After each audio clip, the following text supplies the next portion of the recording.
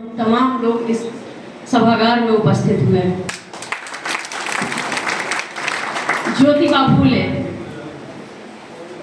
उसके बाद इस मंच पे आसीन मातृशक्ति, जन जन की प्रिय, स्त्री सशक्तिकरण की साक्षात मूर्ति माननीय रमा देवी जी, इस कार्यक्रम की अध्यक्षता कर रहे हैं डॉक्टर रामाधार शाह जी, हमारे जिले के नौजवान अध्यक्ष नीरज कुमार सिंह जी, बड़े भाई सदृश ठाकुर भूतपूर्व विधायक ठाकुर रत्नाकर राणा जी, मेरे अतिथि बबलू गुप्ता जी, प्रदेश कार्य समिति के सदस्य योगेंद्र प्रसाद गुप्ता जी, एक और मातृशक्ति जो इस मंच पे आसीन है पार्वती देवी जी, निवर्तमान अध्यक्ष संजीव पांडे जी एवं तमाम सम्मानित मंच।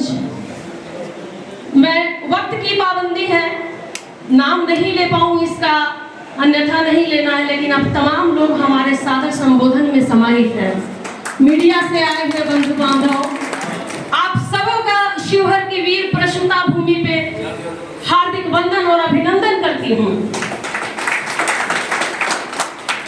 मित्रों, आज का दिन ज्योतिबा फूले का जन्म जयंती है। इस जन्म जयंती को मनाने के पीछे का जो उद्देश्य है हम सब जानते हैं। जो कोई भी थोड़ा उनके जीवन पे प्रकाश डाले अभी, वो गांधीवाद, गांधी युग के पहले जन्म लेने वाले ऐसे नक्षत्र थे जिन्होंने अपने भारतीय समाज में व्याप्त विषमताओं को बड़ा ही गहन तरीके से झेला। एक ऐसा बच्चा जो इस धरती पे आता है और साल भर के अंदर में वो अपने मातृ से दूर हो जाता है, मातृ विहीन हो जाता है। फिर उसकी परवरिश, उसका लालन पालन उनकी एक मुंहबोली बुआ सगुना बाई करती है। उस बच्चे को उस दौर में स्कूल में पढ़ने की इजाजत नहीं होती है। और पता है इजाजत क्यों नहीं होती है? क्योंकि वो दौर था जब हमारे समाज में जातीय जहर प्रकाष्ठा पे था, चरम सीमा पे था। स्त्रियों के साथ भेदभाव, जात पात, शूद्र अति शूद्र की बात। लेकिन इससे इतर वो इस समाज को सुधारना चाहते थे। बहुत बड़े क्रांतिकारी थे, समाज सुधारक थे। उन्होंने संघर्ष करते हुए पढ़ाई किया और 13-14 वर्ष के उम्र में जब उनकी शादी सावित्री बाई से होती है तो सावित्री बाई भी अनपढ़ होती हैं, वो कुछ नहीं जानती हैं। लेकिन स्त्री सशक्तिकरण का भी जज्बा उनके दिलो दिमाग में ऐसा था कि उन्होंने अपने पत्नी को, अर्धांगिनी को शिक्षित किया, पढ़ाया लिखाया और अध्यापिका बनाकर भारत में पहला स्कूल बेटियों के लिए, पुणे में पहला स्कूल का निर्माण करवाया। क्रमशः वो स्कूल 1 से 18 में तब्दील हुआ। लेकिन बेशक ये दौर बड़ा संघर्ष का था। जब सावित्रीबाई फूले स्कूल में पढ़ाने जाती थी तो और पिछड़ों की होड़ उन्हें बहुत संघर्ष करवाया, उनके ऊपर पानी फेंक दिए जाते थे। इस तरह से बहुत कोशिश किया गया कि इन लोग अपने मिशन में पीछे रह जाएं और आगे नहीं बढ़ पाए और इस समाज में व्याप्त विषमता समाप्त ना हो, लोग शिक्षित ना हो। लेकिन इससे इतर भी आप लोगों से मैं एक बात बताना चाहूंगी कि ये जो विषमता था, ये जो समाज में व्याप्त विष था, वो हमारे सनातन संस्कृति का पार्ट कभी नहीं रहा है, कभी नहीं रहा है। कभी भी हमारे सनातन संस्कृति में जाति धर्म भेद का भेद या स्त्रियों के प्रति भेद नहीं रहा है।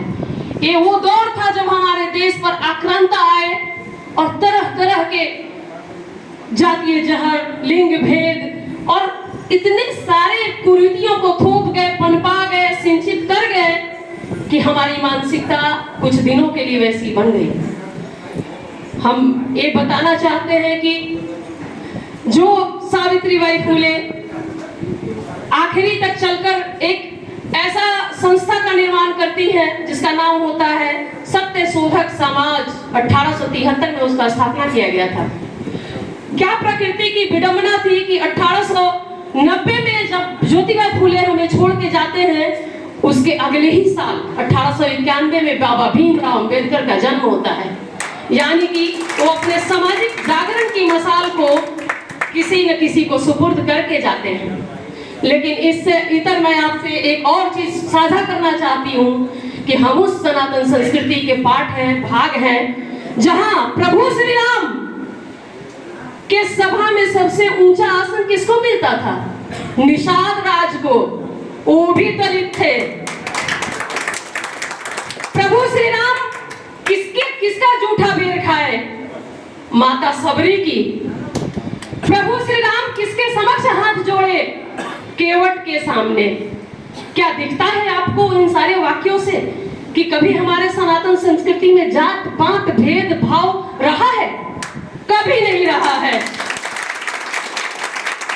मैं इस सभागार में बैठे हुए तमाम दोस्तों, मित्रों, मातृशक्तियों से मैं आग्रह करूंगी और आपके दिमाग में या दिलों कहीं भी आपके जहन में जहर है कि हम अति पिछड़े हैं, हम शूद्र हैं और वो सवर्ण हैं, तो कृपया आज संकल्प लेकर जाइए कि इस दूषित सोच को यहीं त्याग कर जाना है।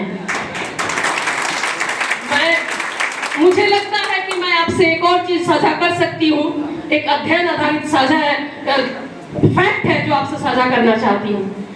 गीता के 4थे अध्याय में एक श्लोक है, 13 नंबर श्लोक। उस श्लोक को जाकर पढ़िए, अपने बच्चों को पढ़ाइए, अपने आने वाली पीढ़ियों तक के लिए संजो कर रखिए। चतुर्वर्ण्यम मया सृष्ट्याम गुणम कर्मम विभागसः। मतलब श्री कृष्ण कहते हैं अर्जुन से, हे अर्जुन, मेरी जो सृष्टि है वो 4 वर्णों में बटी हुई है, लेकिन वो 4 वर्ण जो विभाजित है उसका आधार क्या है? गुण और कर्म। जाति का तो कहीं जिक्र भी नहीं है। तो हम कैसे मान लें कि हम जाति भेद करने वाले हैं? इसलिए यहाँ बैठे हुए तमाम लोगों से मैं एक आग्रह करूंगी कि एक ऐसे भारत का निर्माण करना हमारे प्रधान सेवक का संकल्प है जहां न कोई जाति हो, न भेद हो, न महिला पुरुष में भेद हो, बस एक श्रेष्ठ भारत हो, एक भारत हो और सारे दुनिया में सनातन संस्कृति का परचम लहराए। और ये हम तभी कर सकते हैं जब मैं आप सबों के लिए 1-2 लाइन समर्पित करना चाहती हूँ। विजय तन की घड़ी भर की दमक है, विजय तन की घड़ी भर की दमक है, इसे संसार तक में ही अभी तक चमक है। विजय तन की घड़ी भर की दमक है, इसी संसार तक इसकी चमक है। भुवन की जीत भुवन में मिट जाती है, भुवन की जीत भुवन में मिट जाती है, इसे क्या खोजना गिरकर पतन में है। शरण केवल उजागर धर्म का होगा, शरण केवल उजागर धर्म का होगा, सहारा अंत तक तेरा सिर्फ सत्कर्म का होगा। इन्हीं चंद शब्दों के साथ मैं अपने वाणी को विराम देती हूँ और एक स्वस्थ, सुदृढ़ और जाति पाति से ऊपर उठे हुए भारत के निर्माण की शुभकामना देती हूँ। ज्योतिबा फुले की जयंती मनाना हमारे प्रधान सेवक का मकसद ये था कि वो आपके सनातन संस्कृति में झांकने को विवश करे, वो आपको अपने नई पीढ़ियों को इस दर्शन से वाकिफ कराना चाहते हैं। लेकिन दुर्भाग्य यह है कि आजकल हमारे घरों में एलसीडी का स्क्रीन तो बड़ा होता जा रहा है, लेकिन पुस्तकों का अलमीरा बहुत छोटा होता जा रहा है। धन्यवाद।